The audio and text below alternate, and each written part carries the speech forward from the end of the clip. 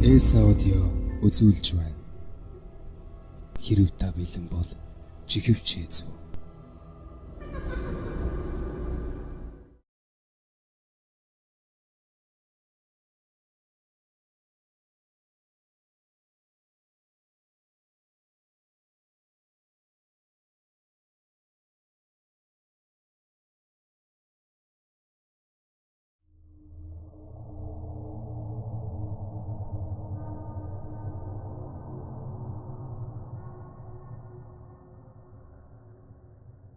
(1939 оны сүүлээр Зэрэн гэдэг айлынх Хөвсгөл аймгийн Мөрөн сумаас холгүйхэн цусдаг байж.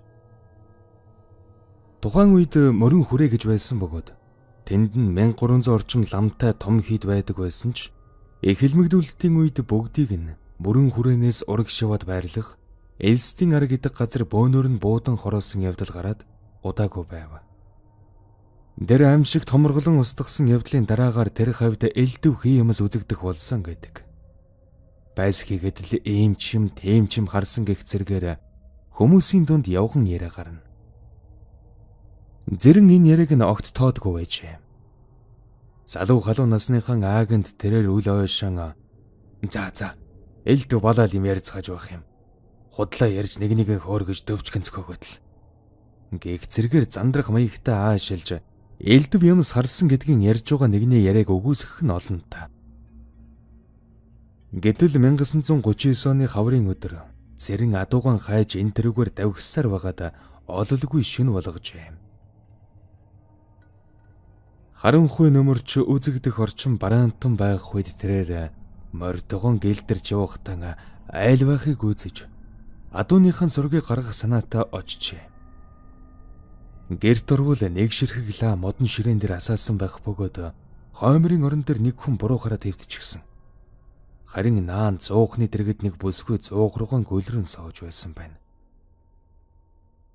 Зэрэнгийн орж ирсэнд хинэнч хариу үйлдэл үзүүлээгүй тэрээр хоолоогоо зассан. За, сайхан хаварж иж байна уу? Мал минь тарган тавтай орвоо.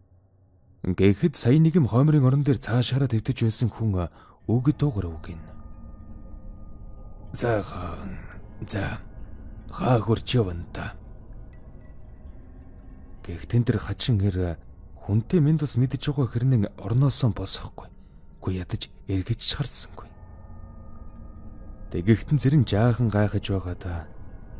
Хүн төвчтэй хүн юм байлгүй гэж бодоод тоосонгүй. Хэдэн адуугаан гайж явсаар боршин болгочихлоо. Танаа энүүгээр хүрэн азрахтаа адуу харагдаг үйз. Уг нь харсан бол их сайн мэдэгдэх юм бага. 7 бормор дунд нь явах ёстой. Гэхэд өнөөхөр энэ манайхаас урагшаа яваад 2 уулын цаана байж байна лээ. Гэсэн аж.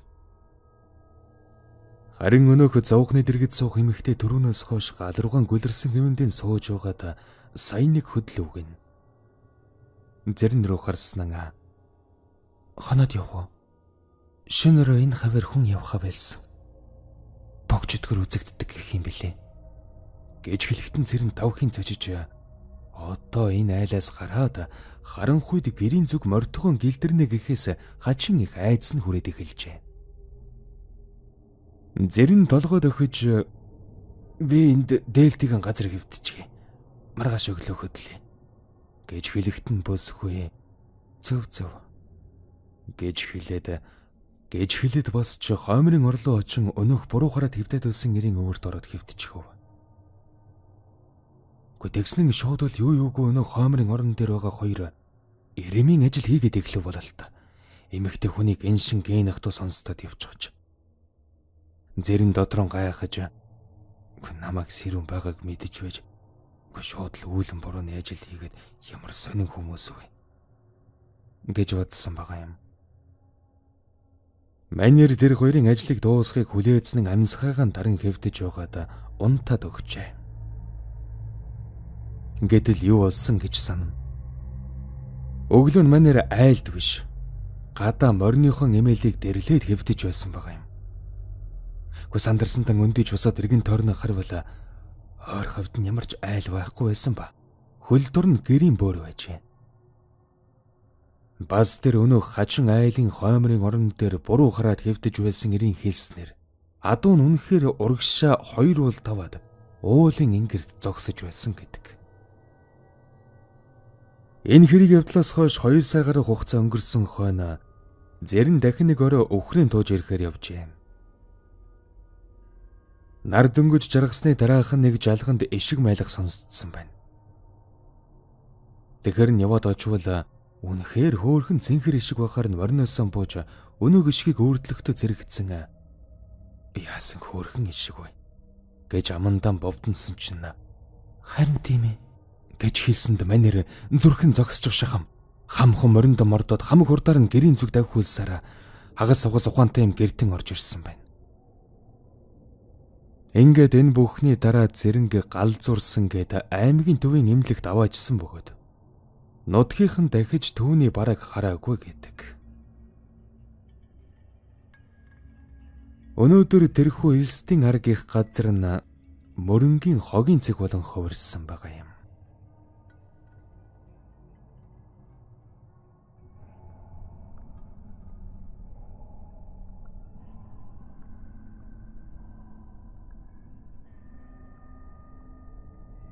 Одоогоос 6-7 жилийн өмнө 9-р ангид төгсөх жил байсан санагдаж байна. Өвлийн дунд сар дөхөөдлө гадааж цастай жавартай тэр шөнө 23 цаг өнгөрч явахад гэрээсэн би нууцхан гарч явсан юм. Учир юу гэвэл найз маань ээж аав нь хөдөө явчихсан тул бид хоёр шүнжэнгөн видео тоглоом тоглох гэж байсан юм л да. Ингээд би Баян хошууны CD shop-оос хуучин эцэс хүртэл алхлаа. Годомжнаас гарч дараагаар нь зам гараад жаахан алхаж байтал хажуунаас нэг ихч гарч ирээд юу юугүй сугадан авч хамт алхахыг гэдэг юм байна. Би ч сандарсан даа. За энэ гэж хэлээд л чимээг хүүхэн алхаагаан тааруулаад явж байтал өнөөх ихч чинь түрүүнээс хойш юм ярихгүй байж байсан нь гинэтгэн инээгээд миний дөө их чинь чамайг гэрт чинь хүргээд өгье гэсэн юм. Бич нэг ихэн бодолгүй. За одоо яах юм бэ ихч гэж ихэд алхаж байлаа. Өмнө нь 4-5 минут л алхаад хүрдэг байсан чинь энэ удаад амар удаан яваад байгаа юм шиг санагдаад л. Гэхдээ тэгээд нэлийн удаан алхлаа. За 7-гийн автобусны буудлаас цааш явбал бүр газар хорогддгоо.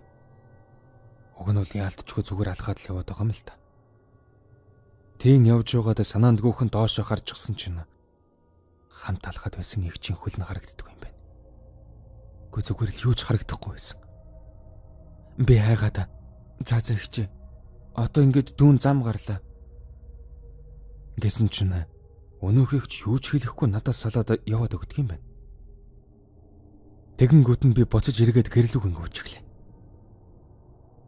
Тэгсэн хараас мөн овш чинь хонгороо гэд нэрээр минь дуудаад орилоод байдаг юм. Би ч айжчихсан байсан тул тэр чигтэн гүйж явсаар угаад годомны үзүр дээр ирээд л ухаан алдаад унчихсан. Золоор хөлдөж өгтгийн даван дээр аав минь ажилласаа тараад гэрлүү ирж явахтан намайг олсон байгаа юм. Нэг сэргэхэд би нилээд даарчихсан. Аавын күртгийг өмсчихсэн аавд тэврүүлээд явж байсан. Хөөрхи аав минь дөргөн алхлаад л галдирчихгүй тулд нэг гараараа годомны хашаануудыг түшээдлээ. Нилээд айсан шинжтэй байсан. Бас би ухаан алдчихсан байхтаа ихчээ би харьлаа гэж давтаад хэлээд байсан гэсэн.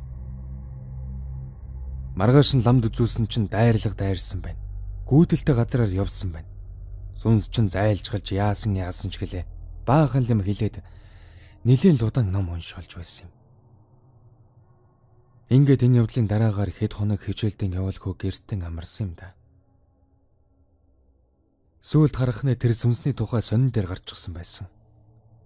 Заавайцаа юугэд гарч өгчихсөн байлаа та.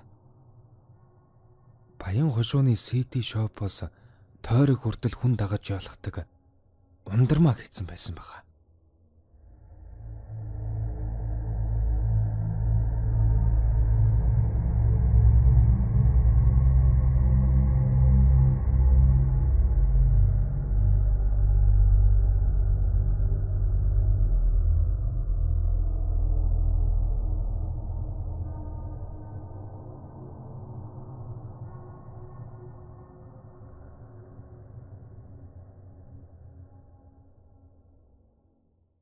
Хэрэв та дараагийн шин сонирхолтой бичлэгүүдийг цагааллгүй үзмээр байвал манай сувгийг subscribe дарж хажууд нь байрлах хонхон дээр дарахаа бидхи мартаарай.